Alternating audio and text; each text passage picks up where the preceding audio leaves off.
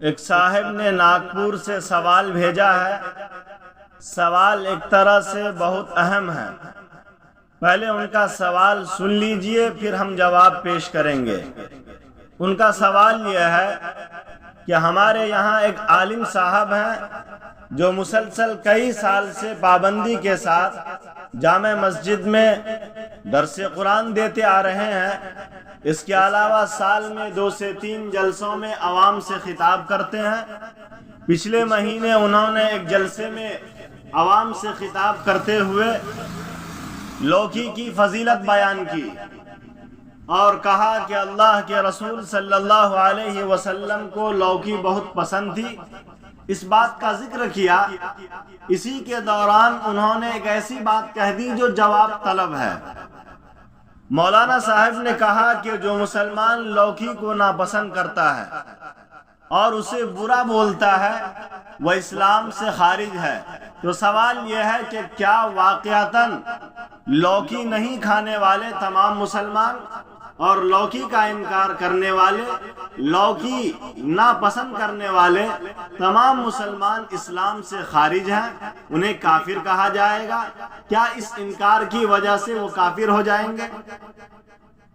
تو اس پر ہمارا جواب یہ ہے کہ جن عالم صاحب نے یہ بات کہی ہے میں ان کو نہیں جانتا، اس لیے ان کی شخصیت پر میں کچھ نہیں کہہ سکتا ہوں۔ وہ جانے، ان کا کام جانے۔ لیکن جہاں تک ان کی یہ بات کہ لوکی رسول اللہ صلی اللہ علیہ وسلم کو بہت پسند تھی، بالکل صحیح بات ہے کہ نبی علیہ السلام کو لوکی پسند تھی۔ لیکن ان کا یہ کہنا کہ جو مسلمان لوکی کو ناپسند کرتے ہیں اور لوکی کا انکار کرنے والے، ناپسند کرنے والے، نہیں کھانے والے، ایسے تمام مسلمان اسلام سے خارج ہیں، وہ کافر ہیں، یہ بات ان کی بالکل صحیح نہیں ہے۔ ایک اصولی بات یاد رکھیے کہ جہاں تک کھانے پینے، پہننے اوڑھنے کا تعلق ہے، یہ تمام چیزیں سنن زوائد میں سے آتی ہیں۔ یعنی نبی کو ذاتی طور پر بہت سی چیزیں پسند تھی اور بہت ساری چیزیں ناپسند تھی۔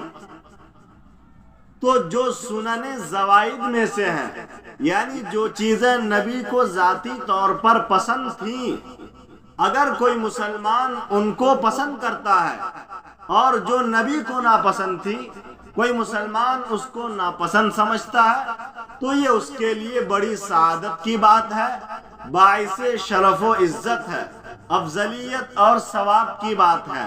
لیکن سنن زوائد پر عمل کرنا، سنن زوائد کو عمل میں لانا ہر مسلمان کے لیے لازم اور فرض نہیں ہے۔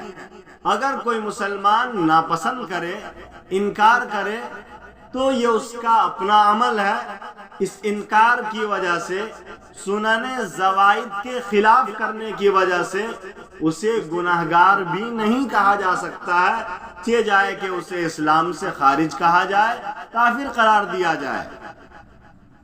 اور لوکی بھی نبی کی اپنی پسند تھی، نبی کو پسند تھا، نبی استعمال کرتے تھے، لیکن لوکی پسند کرنا اور لوکی کھانا، لوکی استعمال کرنا یہ مسلمان کے لیے شرعی طور پر لازم اور فرض نہیں ہے۔ لہذا ان عالم صاحب کی یہ بات شریعت اور سنت کے بالکل خلاف ہے، اور جو بات انہوں نے کہی ہے اس کا شریعت سے کوئی تعلق نہیں ہے۔